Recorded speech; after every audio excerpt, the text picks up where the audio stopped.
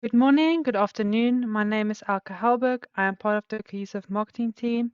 I will be assisting the team today with the webinar as moderator. We will give it another 30 to 60 seconds to allow all the attendees to join us.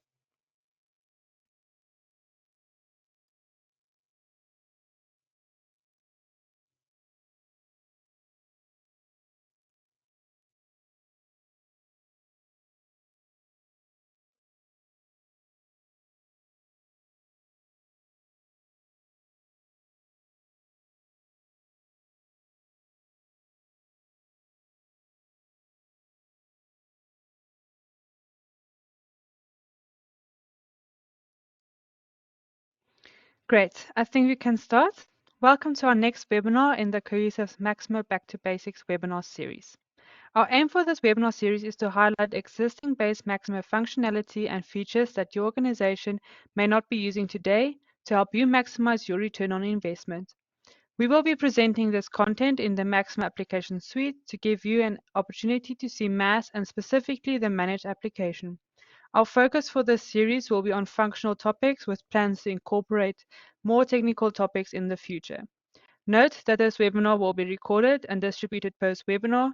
All the attendees are currently set to listen-only mode, but feel free to post any questions or comments in the chat or question box, and we will get to them at the end. Should you have any technical questions or problems, please log it with GoToWebinar technical team in the form of a question mark or help section on the panel itself. I will be handing you over to the host in a bit, but let me do a quick introduction. Our speaker for today is Patrick McDermott. He has worked in the Maximo space since 2021.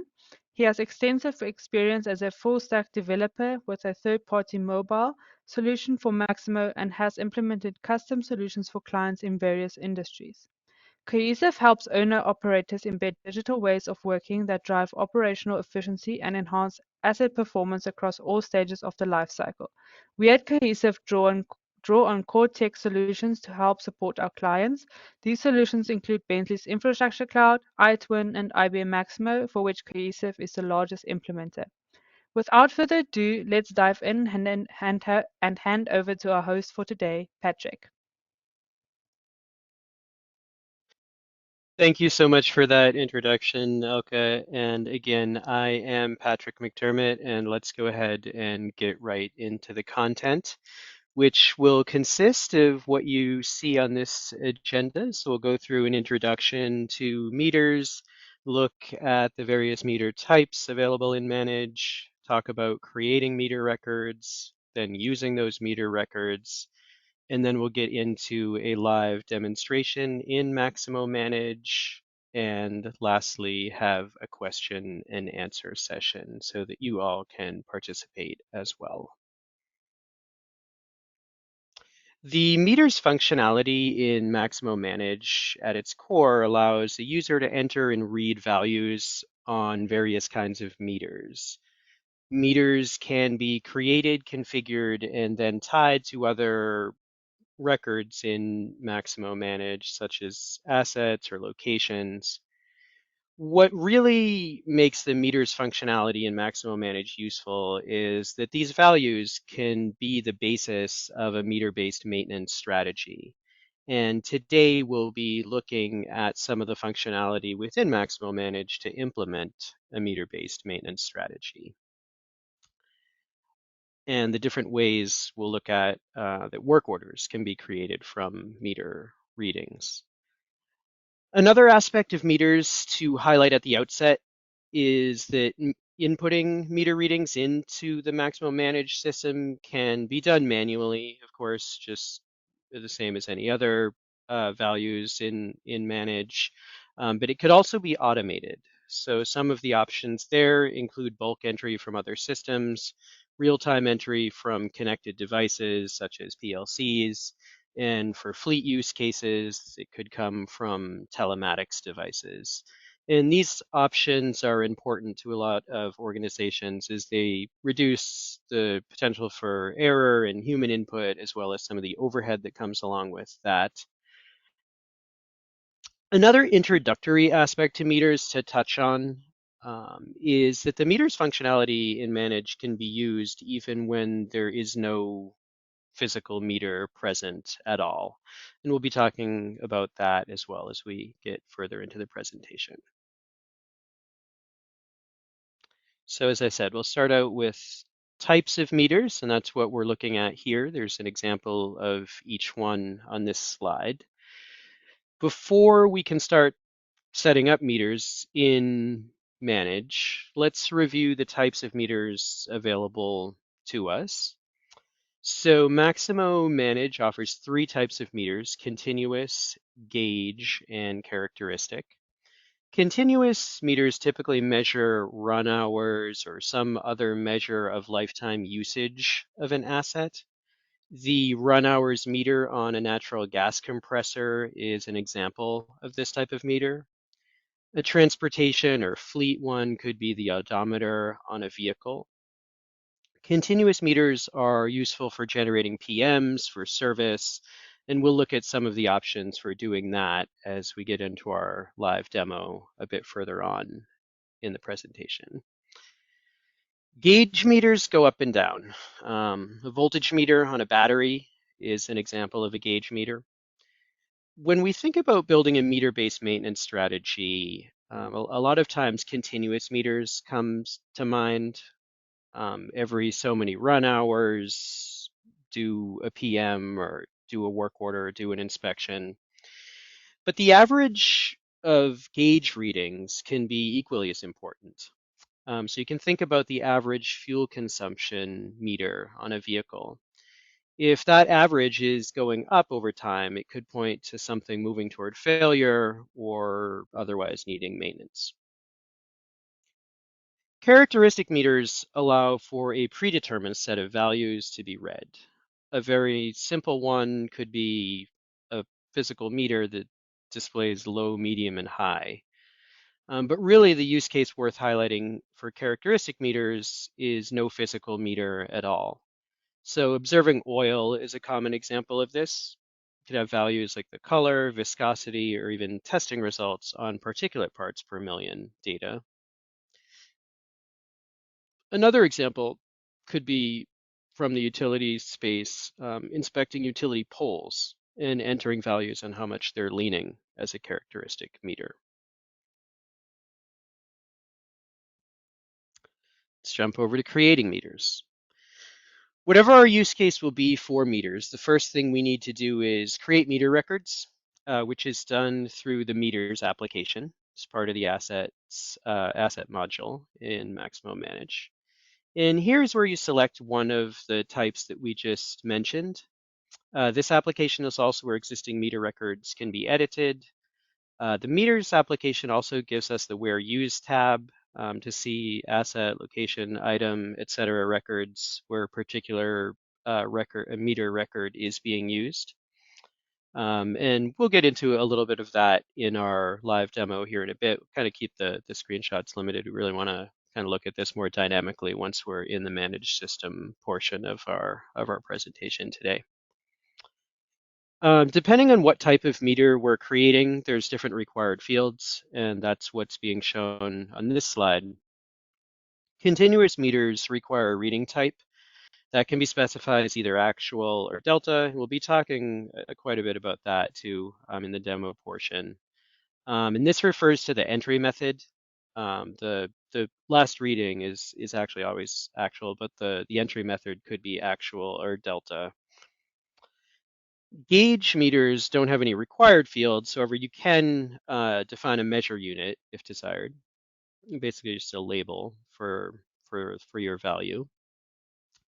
Characteristic meters require a domain, which will serve as a list of possible values for that meter.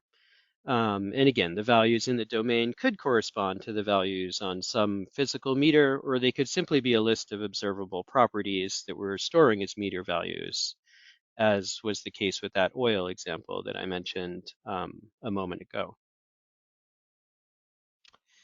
In addition to being able to create meters through the meter application, we also have the meter groups application available to us. Here we can define groups of meters. Instead of attaching meters to an asset or a location individually, we could attach a group of meters, a predefined group of meters. For example, again, in the utility space, you may have many battery cells at a single battery bank, and only the bank itself is an asset or a location in Maximo Manage, and not the individual cells. Each battery may have different meter readings that need to be collected for regulatory purposes, NERC or something like that. The values could be ohm, volt, resistance in a battery example. So in this scenario, since the cells themselves aren't assets that a meter can be linked to, we can create a meter group, and they can be quite large, maybe 60 meters or more, and associate that group with a battery bank asset. Let's look at using meters. These are the Maximo Manage apps that have interaction points with meters, either for entry of values or to use values to perform some action. We'll go through the meter interaction points in some of these applications. We're not going to cover all of them, but we'll go through some of them in the next slides. Assets, locations, and work order tracking are similar in functionality. In these applications, the user can enter and view meter readings. Historical readings can be used to generate reports. Item master allows meters to be specified where possible for later use in the asset application. And as we mentioned earlier, many organizations choose to get meter readings into Manage through a connected device or a batch upload. However, it is worth calling out that when we're talking about manual entry, Maximo Manage does have some logic to prevent errors when entering meter readings manually. For example, a continuous meter can only increase in value over time. So trying to enter a value lower than the current value will raise a validation error. And in some cases, there may be some options for getting around that. That's all built-in functionality in meters. So let's look at the functionality for entering readings manually. In these screenshots, we're looking at the work order tracking application, but this process is the same in assets and quick reporting. The enter meter readings action brings us to the list view, which we see here on the left. In this case, we have 2 meters listed on the asset tab. There is also a tab for location meters. New readings require a value and can be entered directly on the list view. If we want to see additional details on the meter, and we'll be doing this in the locations application in just a bit once we get into the demo, we can click into the meter and see additional details and have some additional fields and options available to us there. An important functionality when interacting with meters through the asset application is the ability to change meter values. The manage meter reading history action is where that can be done. It's available in the asset and locations applications. And there's a few different ways you can edit values. One is just to simply go back and edit a past value with the meter reading history. That could be useful if a value was entered in error. And interesting or useful functionality built in with that is you can edit any past value, not just the most recently entered value. So you could enter a value that was entered many, many readings back, and Manage will automatically update all subsequent values to reflect the value that was edited. You can also edit meter values in other ways. You can reset a meter. And we'll be talking a little bit about resets and also rollovers when we get into our demo in just a bit. You might have a meter that measures lifetime usage or operations on a circuit breaker or a recloser, and it could be something that you don't want to keep going up and up and up, and you want to reset it after, say, a work order is done, might be every 75 operations or so.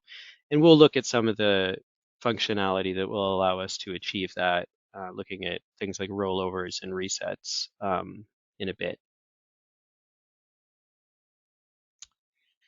Using meter readings to trigger PMs and for PM forecasting. is a very common industry use case of meters. A good example of this use is the run hours on a natural gas compressor, triggering a PM for oil changes or tuning. An important option to highlight when setting up meter-based PMs is the ability to either use average or exact values uh, in terms of when the PM is going to be triggered. Which one you use depends on your use case and often your industry. Some industries want exact values to be used rather than an average.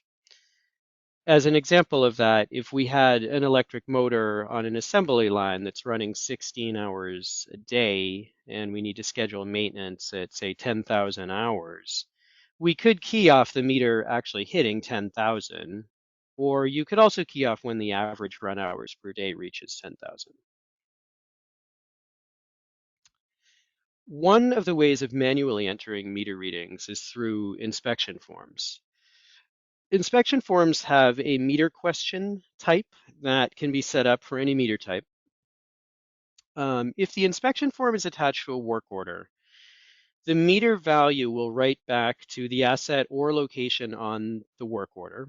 And if there is an asset and a location that both have the meter type for the inspection form question, the asset will take precedence. If there is not an asset, but the location on the work order has the meter type in the question, the value will be written there. And as many of you probably encountered that have used this functionality, if you try to add a meter type question on an inspection form and that meter type isn't on the asset or the location, you'll get a validation error when you go to create the form. All right, perfect. So at this point, we're going to jump into a live demo. So let me just kind of introduce our industry use case before I close the slideshow and turn over to the Manage UI here. So our demo will be from the utility space. Our example, I should say, will be from the utility space. So in this scenario, we're going to have a recloser. It's basically a circuit breaker. It's at the low side bay location on a substation, and we need to have a work order performed on it after a certain number of operations. I touched on that a little bit a few slides ago. We're going to look at the different ways that we can use meter functionality to meet that requirement. In this case, also, after the work order is performed, the operations counter should be reset one way or the other. We talked about a few different options for that, and we'll look at those in Manage next year. So let me close the slideshow, and we'll jump into the Manage UI.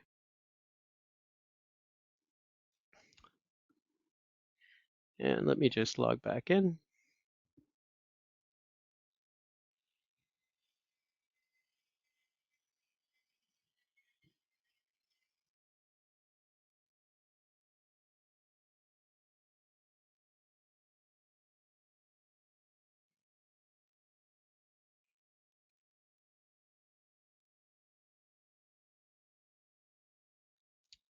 Just get us to where we need to be before I pull the browser over onto the monitor that I'm sharing.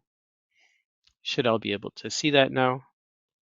So we'll take a look at the meters application to start out, and I'll show you what I've created here for our example. So I've given this meter a name, just recloser. This is where you specify the meter type. This one's already been created, so it's become read-only, but I can show you in the lookup. Here are the types that we talked about earlier. This one is a continuous meter.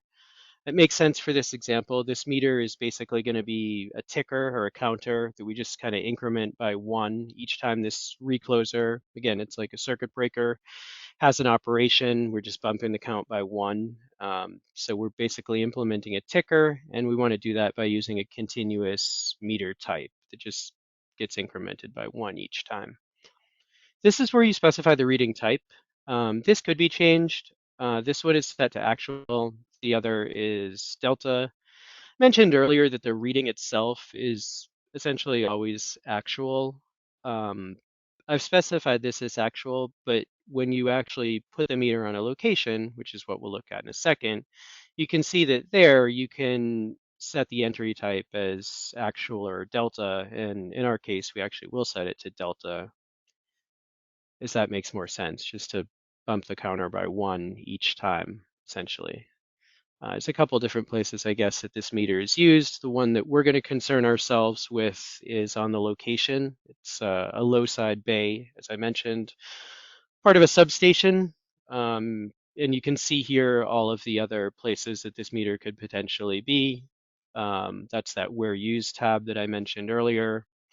But we're going to go off now to this location and take a look at how the meter is used there. So here we are in the locations application, and I'm going to find my low side bay location. Most of what's on here we don't need to concern ourselves with, but we are going to look at the meter. So this is one view of it. This is a list view. So if there were many meters on this location, they would all be listed out here. Clicking into the details view gives us a little more information. So the first thing we can look at is this reading type.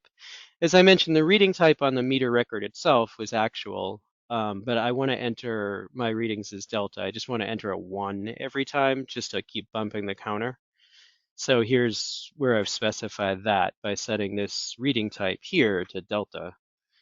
The average calculation method, if we were calculating averages, that's not really in the scope of what we're doing in this example, but that is where you could do so if you needed to change that. The rollover I've set to 3. That's gone read only since this record's already been created on here, but the rollover is set to 3. And that is to achieve what we were looking to in terms of resetting the meter after it's reached a certain number of operations. In reality, this would be a lot higher, like 75. I've set it to 3 for just for demo purposes, so that we can just reach it by entering 111 till we get to 3. I suppose I could also have set it to 75 and then entered an actual reading of, say, 73, and then flip the reading type over to delta to enter my last 2 readings incrementally as 1s to get to 75 and roll it over that way. But just to show a more complete process of each delta reading getting entered, getting it closer to the rollover, I just set it to 3. The last reading entered here was 1. This is basically the current reading. You can see that here. Before we look at the enter meter readings action and the manage meter readings history actions here, I'm going to jump over to the PM application and show you what I've set up there for this example. So here we are in the PM application, and for anyone that may have joined the call that might not be fully familiar with Maximo or manage functionality yet, the PM application is basically a way to create work orders automatically at specified time intervals, or as we'll be showing today, specified meter value intervals. This is just the information for the work order that will get created. There's all sorts of functionality here that's outside of the scope of today's presentation, but suffice it is to say that we're just creating a simple work order on our low side bay location. If we go over to the frequency tab, this is where we can set up meter-based frequency. A lot of times time-based frequency is used. But to use meter-based frequency, we're going to toggle off this switch here for the last work order start date to calculate the next due date, and toggle these two on. So we have generate work order based on meter readings. We talked briefly earlier that you could estimate like on average values per day or something like that. We don't want to do that here. We want to key off our reading being exact. So we've toggled this on as well as the generate work order when meter frequency is reached. Here's where we define that frequency. So you can see here's the meter that we want to do this on. It's that recloser meter on that low side bay location. The frequency we want is 3. So we've specified that here. And then down here, you can see the last work order information. The last time a work order got generated from this PM was when the meter hit 3. I suppose that could be different from this. If we change the frequency now, that wouldn't change when the last one was generated. The next work order projections, its next work order will get generated again at 3, because that's what we specified here in the frequency. And you can see here the units to go. And if you recall, I didn't specifically call this out, but when we jump back to the locations application and look at the meter, the count should be at 1 because there's 2 more to go to get to the next work order, which will be happening at 3. So let's actually go back to the locations application now and take a look at that. So we'll go back to that low side bay. And now we can go ahead and open the enter meter readings action. And again, we're entering delta values here, so I'm just going to enter a 1 just to increment the count by 1. And I'm going to do that again. So you can see my previous reading went to 2. I'm going to go ahead and enter another reading.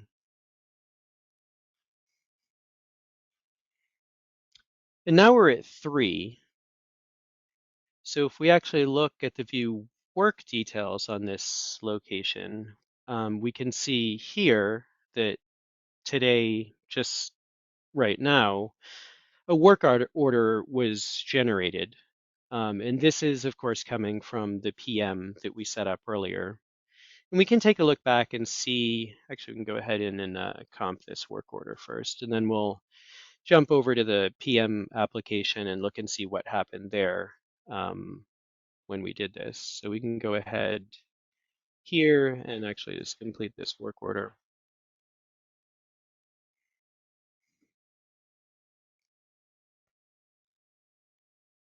And then we can go back to the PM application and just take a look at what's happened over there. That hasn't updated yet because it's cached from the list view.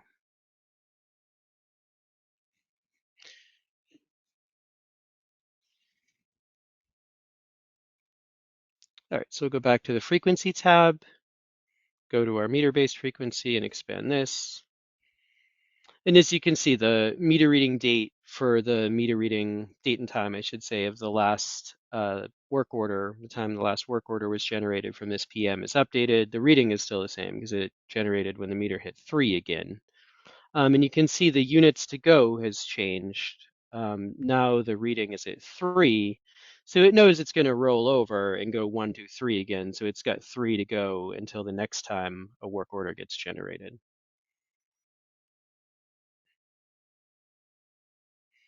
So let's go back to the locations application.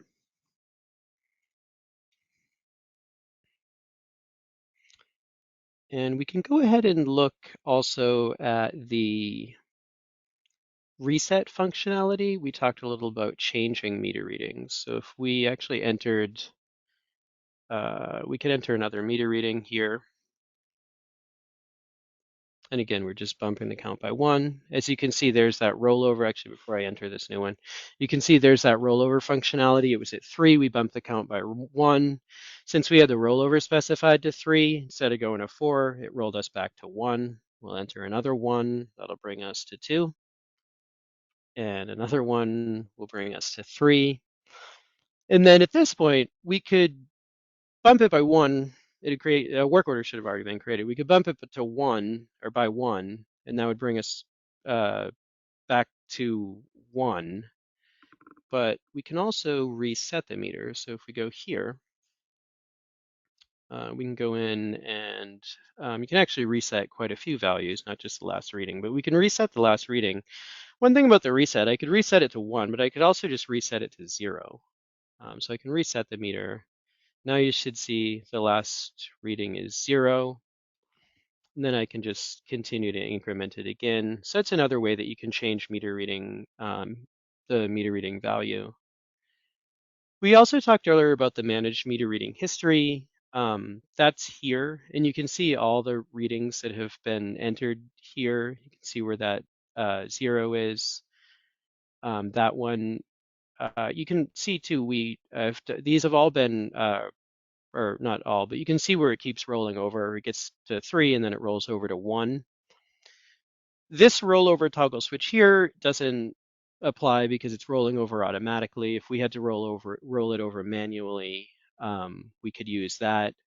And it's a little bit hard, it would be a little bit hard to see it in this example, but if this is where I was talking about too, that you could enter an older, um, you could edit an older reading and all subsequent readings would get updated based on that. It's a little hard to see that in this example just because it's just going 1, 2, 3, 1, 2, 3 every time. But you could change that. You can also enter a modified delta, and I can show you that. So if I entered, let's just to get to an easy number. So if I entered 1 again, now it's at 2. And I can actually should be able to enter a modified delta there. Instead of entering 1, I could just enter a 0. And then if I look at my reader reading and meter reading, instead of being at 2, that's another way to update it. I can just enter a modified delta of 0, and that'll get it back to 1. So that's some of the functionality that we wanted to demonstrate uh, within Maximo Manage in both meters and in this case in locations and also within the PM application. And at this point, I'm going to go ahead and jump back over to the slideshow so that we can open it up for any questions.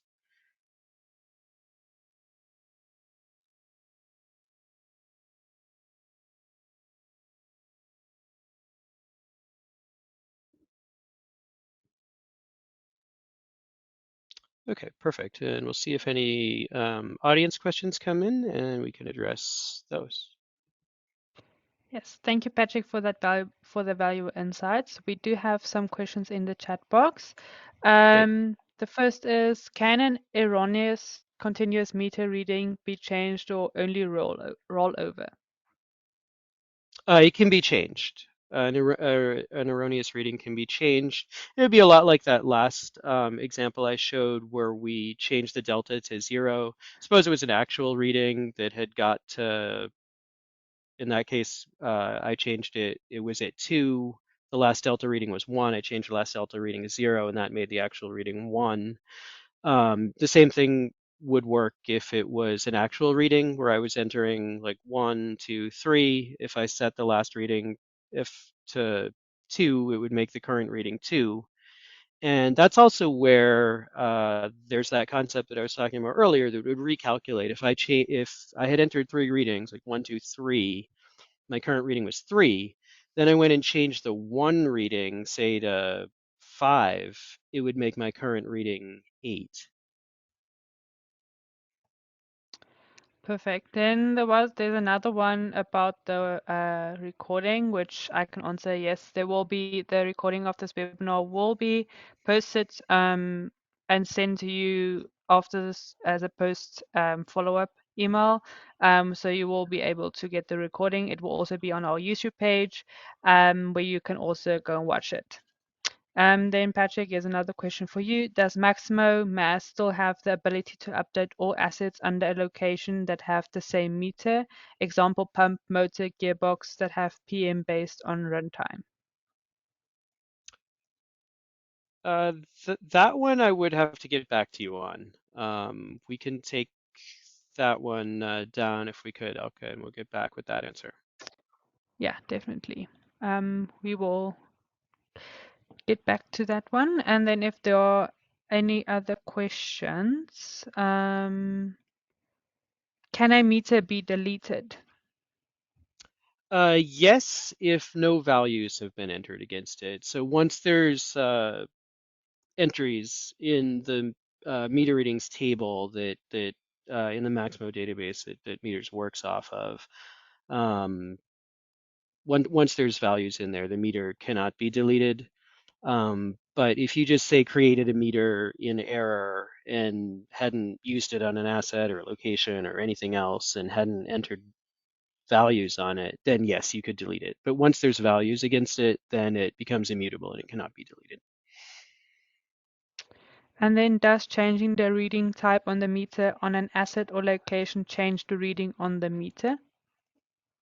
No, no, you can change like on that one I just had when we showed it at the beginning, when we showed it on the meters application, it was actual, but then I had already set it to delta on my location, and it was still actual back on the meter record itself.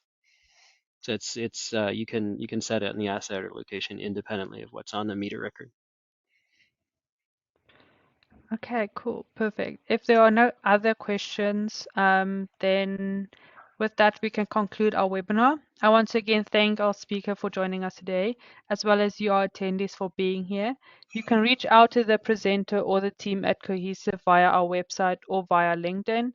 Note that, as I said before, we have all the previous webinars available on YouTube, and this recording will be also made available to you on our channel, as well as a post-webinar follow-up.